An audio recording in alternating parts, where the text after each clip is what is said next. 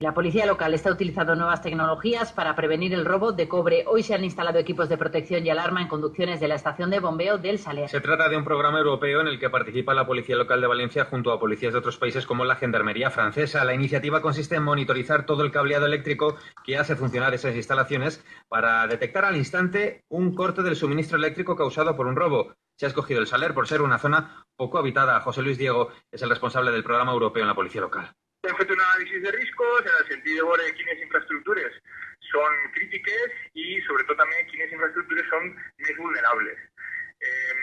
Les infraestructures que tenim ubicades en zones més allunyades, més despoblades, evidentment són més vulnerables de cara a un atac i no estan tan vigilades com altres que estan dins de la ciutat.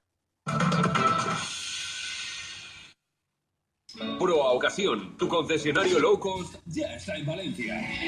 Queremos celebrar contigo nuestra nueva apertura en Valencia.